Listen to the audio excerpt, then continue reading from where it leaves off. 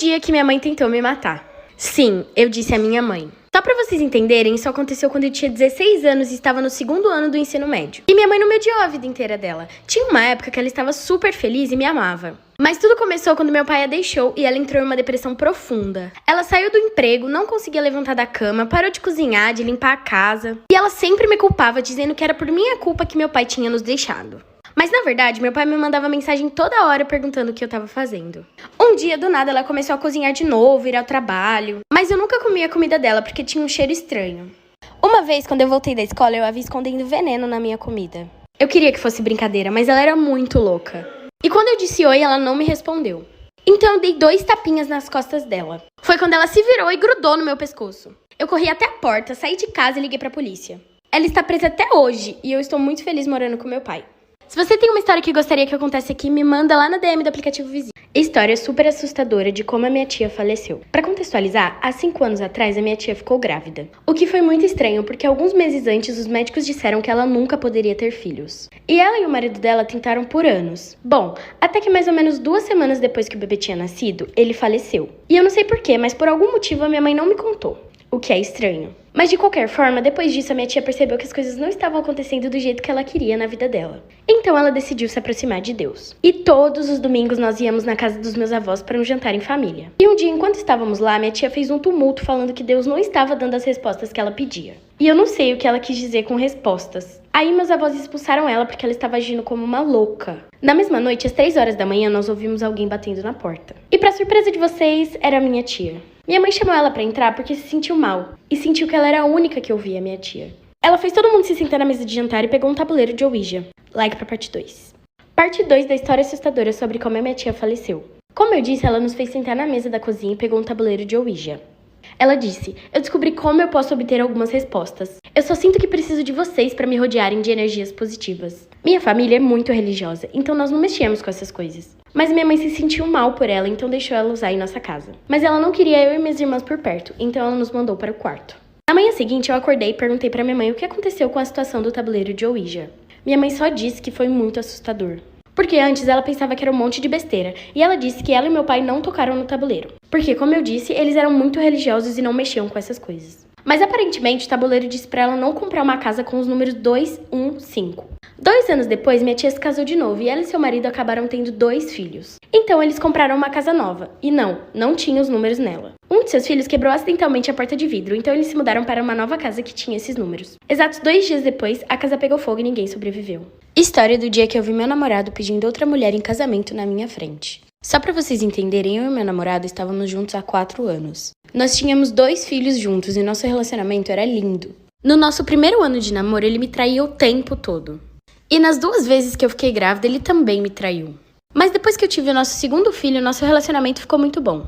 E se vocês estão se perguntando por que eu não deixei ele na primeira vez que ele me traiu, foi porque eu cresci numa família de pais separados e foi uma experiência muito ruim na minha vida. E eu não queria isso pros meus filhos. Bom, nos últimos meses, meu namorado fez uma viagem ao redor do país com o pai dele, indo a reuniões e essas coisas, porque ele estava se preparando para assumir metade da empresa. Então, numa quinta-feira, meu namorado teve uma reunião com uma agência de modelos que vieram de outro estado. Mas aquela noite nós tínhamos que pegar um voo porque nós íamos fazer uma viagem com os amigos nossos para Bahamas. Enquanto ele se arrumava para essa reunião, eu deixei meus filhos na casa dos meus pais e peguei as nossas malas e deixei na casa dos meus amigos porque a gente ia com eles pro aeroporto. Like pra parte 2. Parte 2 do dia que meu namorado pediu outra garota em casamento na minha frente. Então, como eu disse, eu deixei a bagagem na casa dos meus amigos porque a gente ia com eles pro aeroporto. E eu e minha amiga estávamos muito animadas para essa viagem. Então decidimos começar a beber mais cedo e fomos a um lugar buscar as bebidas. Ela sugeriu um lugar super chique porque o cara do bar tem uma queda por ela e ele sempre dá bebida de graça. Então nós sentamos lá e nos divertimos muito bebendo no bar. E enquanto estávamos lá, ouvimos um monte de aplausos e gritos vindo do lado de fora. E como a gente estava bêbada, decidimos ver o que estava acontecendo. E quando chegamos lá fora, meu namorado estava ajoelhado na frente de uma garota. E eu sou meio agressiva quando eu bebo, então eu pedi pra minha amiga me levar pra casa dela. Quando nós chegamos na casa dela, era por volta das 6 horas da tarde. E meu namorado disse que ia encontrar a gente no aeroporto. E minha melhor amiga perguntou, o que você quer fazer? Você quer bater nele? E eu falei, é claro que não. Eu falei pra ela e o namorado dela irem pro aeroporto, enquanto eu pensava no que eu ia fazer. E que não era pra eles falarem nada. O que ia ser muito difícil pra minha melhor amiga, porque ela tava muito brava. História do dia que eu dormi com meu professor e fiquei grávida.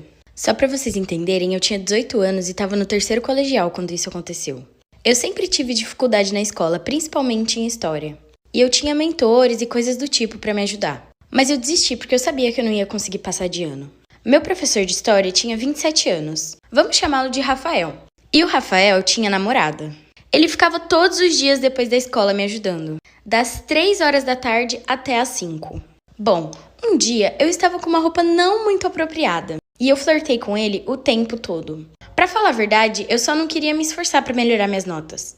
E alguns minutos depois, ele começou a passar a mão em mim e eu disse que se ele quisesse fazer alguma coisa comigo, teria que aumentar minhas notas. A partir daí, eu comecei a tirar 10 em história. Nos próximos meses, eu ia todos os dias para casa dele para estudar. E no final do ano, eu descobri que estava grávida. Como eu tinha 18 anos, eu não tive que me preocupar com o que os meus pais iriam pensar. Então, eu contei pro Rafael. E ele ficou muito animado. Falou tipo, ai meu Deus, não acredito, vamos ter esse bebê. Eu tô tão feliz. A ex-namorada dele descobriu e contou pro diretor da escola. Obviamente, ele foi demitido. E agora, 3 anos depois, nós ainda estamos juntos cuidando do nosso filho. História do dia que meu irmão colocou fogo em mim. Vocês pediram muito e eu vim aqui contar uma história minha. Então vamos lá. Para contextualizar, eu tinha 8 anos e meu irmão tinha 5. No dia que isso aconteceu, minha mãe foi dormir e deixou eu e meu irmão na sala pra gente dormir com a TV ligada. Aí nós colocamos 2 colchões no chão e começamos a assistir um filme. Mas eu dormi muito rápido e ele ficou acordado. Aí ele foi no banheiro e lá tinha um isqueiro da minha mãe. E desde pequeno ele era fascinado em fogo. Então ele levou o papel higiênico e o isqueiro que tinha lá pra sala, sentou do meu lado e começou a brincar com o fogo. Não tinha como isso dar certo. Aí começou a queimar a mão dele e ele teve uma reação automática de jogar pra longe. E no que ele jogou, pegou em mim. E eu tava dormindo. Ao invés dele tentar me acordar ou chamar minha mãe, ele simplesmente começou a soprar. Porque ele achou que minha mãe ia ficar brava. Só que todo mundo sabe que quando você assopra o fogo, ele aumenta. Então aquele fogo só foi piorando. E eu tava literalmente dormindo e pegando fogo. Só que chegou num ponto que tava prestes a pegar fogo na casa inteira. Aí ele foi lá e chamou minha mãe. E nisso eu acordei. Eu literalmente pulei do... Eu já fui a melhor amiga tóxica. Eu tinha 16 anos quando isso aconteceu e estava no 2º ano do ensino médio. E no começo daquele ano conheci uma garota que vamos chamar de Laura. Eu e a Laura nos demos super bem logo de cara. E uma semana depois de nos conhecermos, ela já sabia tudo sobre mim e eu sobre ela. Então ela me contou de um cara que estava conversando, que vamos chamar de Marcos. Ela disse que eles saíam de vez em quando, trocavam mensagens. Mas a Laura disse que eu não podia contar pra ninguém, porque ele disse que ninguém podia saber deles. Tentei falar pra ela que isso não era um bom sinal e que ele estava sendo ridículo, mas ela não me ouviu. Mais pra frente, no final do ano, esse menino me seguiu no Instagram e eu segui de volta.